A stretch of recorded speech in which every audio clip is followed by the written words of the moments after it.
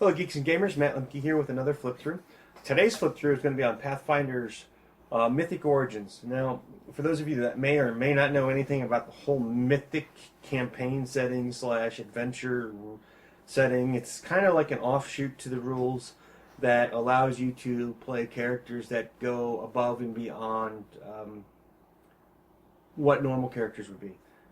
This is a kind of a new series path for them, and I actually haven't bought the main set of rules for this yet. I stumbled across the playtest rules on the internet, and I looked into it, and I thought they were interesting, and I saw this book, so I wanted to make sure that I took a good look at it before I bought the actual rules. With the playtest rules combined with this, I managed to piece things together.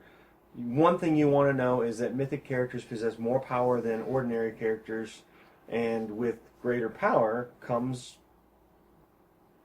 greater threats and challenges. The other thing you need to know is your character, in order to play a Mythic Origins character, or a mythic character I should say, you need to have some kind of mythic ascension. And basically what that means is that raises your character above being a normal human, and to being more like a superhero type of character within the game line that's almost godlike but not quite a deity. And it's important to note that, like, you might pick, well before we'll get into that in just a second. Yep. Yeah, I'm excited about this. I actually had a lot of fun with this one. It's basically you have everything it covers here, and you'll notice like it talks about different types of heralds, different path abilities. The books that you need to reference are here, as always, and on the cover, the back of the inside cover, there's different mythic hotspots of Inner Sea. So we're going to turn the page real quick, and we're going to delve in right here, which is where I was going a moment ago, and we're going to delve into this section just a little bit. This book really kind of focuses on clerics, fighters, rogues, and wizards. And then it has a little bit of stuff that can be used for every character. It has some new magic items, and basically it has power of the gods type of thing, which is, well, we'll get into that in a minute. And then also on the very last page it has a D tracker. Now, it has a path ability index that goes down the rest of this page here, and it covers most of page 3 along with some of the art. But what I was saying before is, if, for example, you play a cleric, at some point in time you do you pass a trial that rises you for your mythic ascension and makes you a mythic character. Basically, what will be happening here is your character will have 2 tracks. Your character will have the cleric regular experience gaining level track, and then he'll have a series of tiers that operate basically in the same fashion of levels. So he might have 10 tiers. But you don't get to a new tier until you do a certain number of trials, or until you pass them.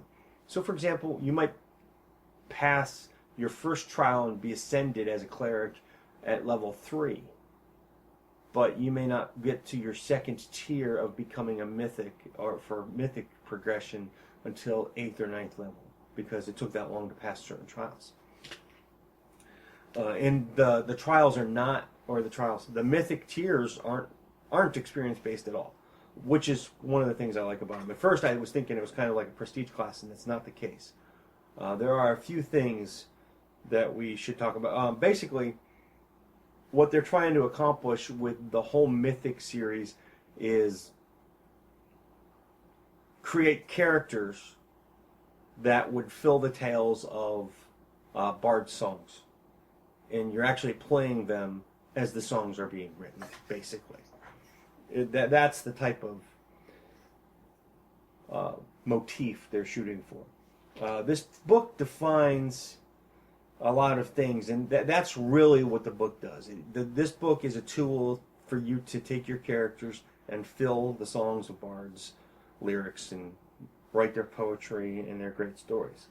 And that's what the first couple of stanzas are about. And I guess I'm going to have to turn off some light.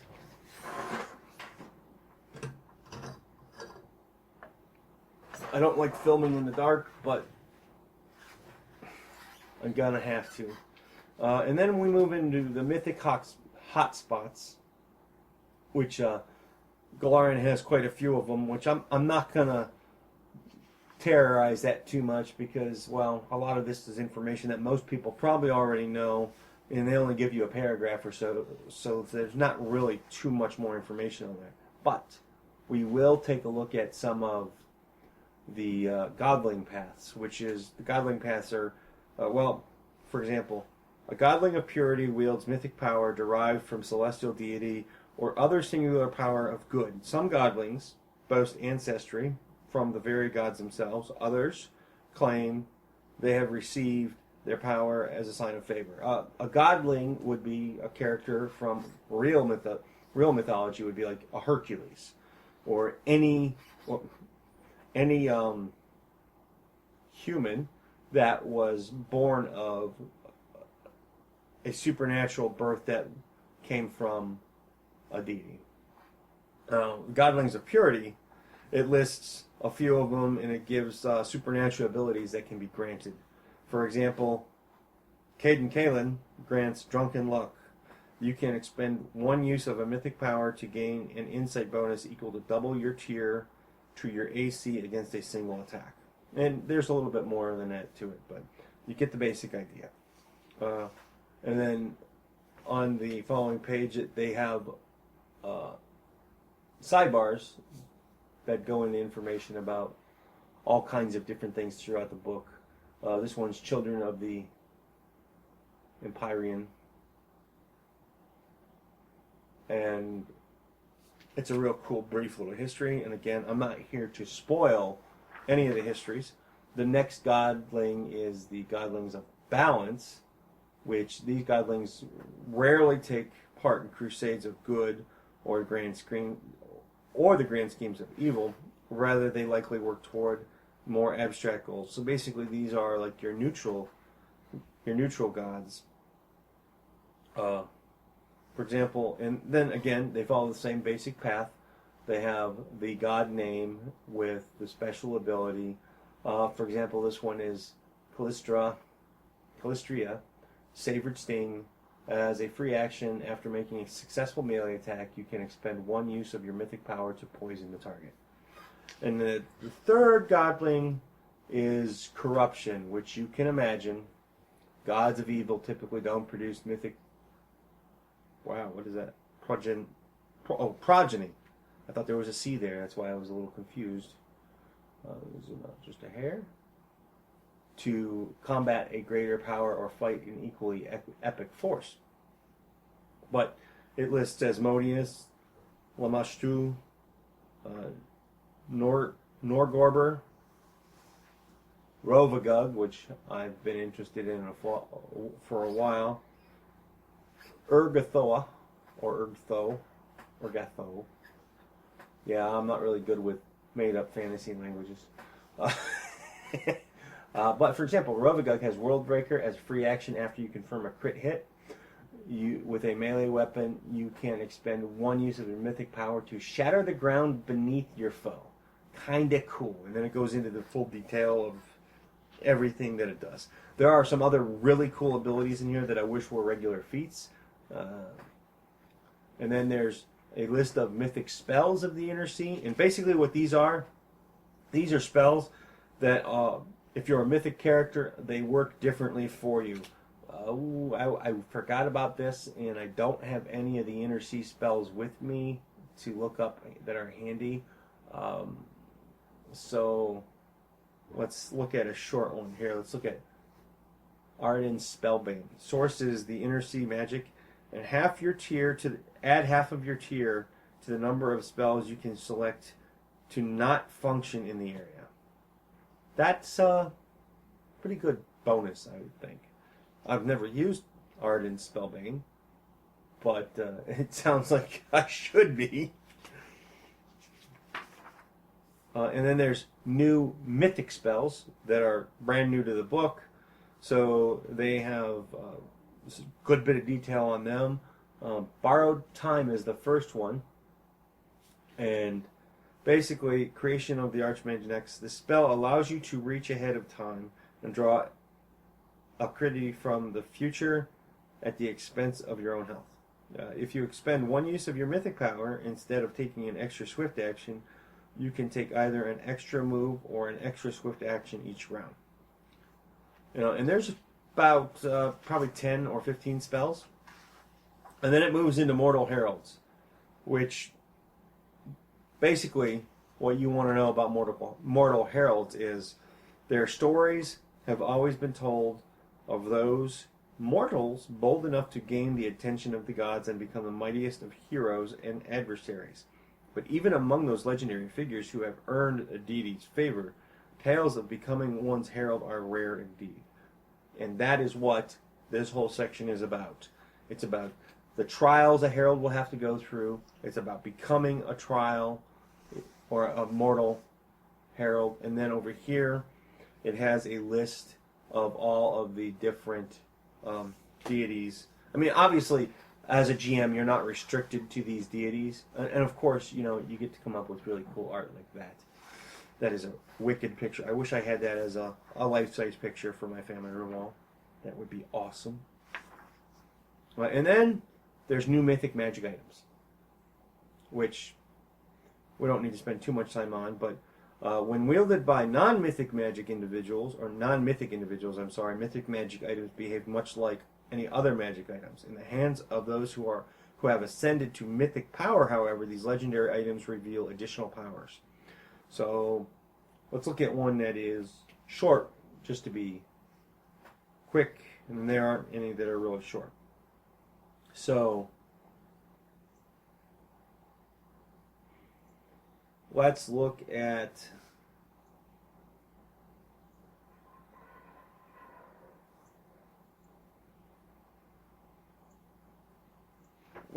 Tyrant's Mask, because that looks like it is the shortest.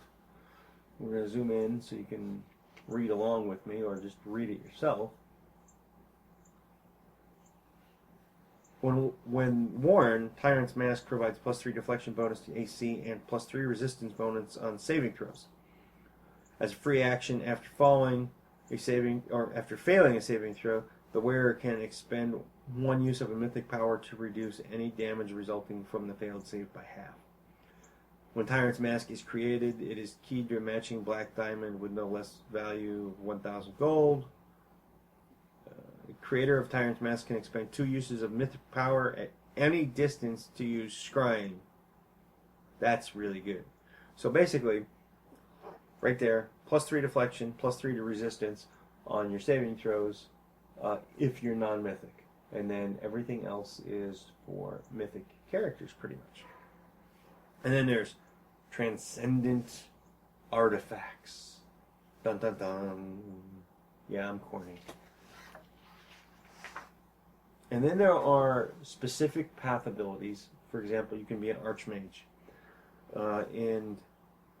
Or I should say the specific paths. The Archmage has first level abilities. There's like 3 of them. There's pretty much 3 abilities per each one. And we're not going to spend a lot of time spoiling these for you. So I'm going to turn the page to the Champion Path, and we're going to pick, we'll go with Snipers. The first level ability that you can pick, you're an expert at defending yourself while aiming a ranged weapon. You don't provoke attacks of opportunity from making ranged attacks as a swift action. You can expend 1 use of mythic power to negate the stealth attack penalty for sniping for 1 round. I thought that was pretty interesting.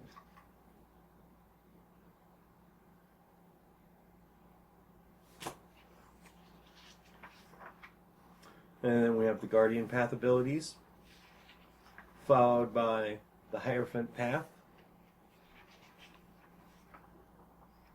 Marshal Path, which the Marshal Path is a little unique to me. It's different. Some of the abilities, I'm not sure I totally understand them yet. I have to spend more time looking at the whole martial concept. I've been playing a lot of rogues lately, so they're kind of foreign to me. And then there's Trickster Path, which I find appetizing. I kind of want to make a trickster, a mythic trickster, because some of these abilities are really cool. And again, I'm not going to spoil too much for you. I've already showed you most of the book, and then on the very last page, you have the deed tracker. Well, actually, it's the cover. I believe, well, if they haven't done it yet, I'm sure someone will soon, that you're going to be able to find this as a free download on the internet. And basically what it does is it self-achievements, honors, and it's basically a little bit of notes for your Mythic Path. So, that's a flip through of the Pathfinder Mythic Origins book for Mythic Adventures. Storyline, playing line, and I hope you like this. I hope it helped you make a decision as to whether or not you need this. Again, Mythic Origins is a supplement to Mythic Adventures, which is a supplement to Pathfinder. So if you just buy this book, you might not be able to use it as effectively as you like unless you have access to Mythic Adventures. If you liked it and you're watching this on our website on the right-hand side of our blog, you can click on any of the social media links to stay up to date with when we post new videos on Pathfinder and any other role-playing games, any games that you play, actually. Along with, in about a week or two, we should have Mythic Realms up as well, the review of Mythic Realms. Thanks for watching. Have a good day.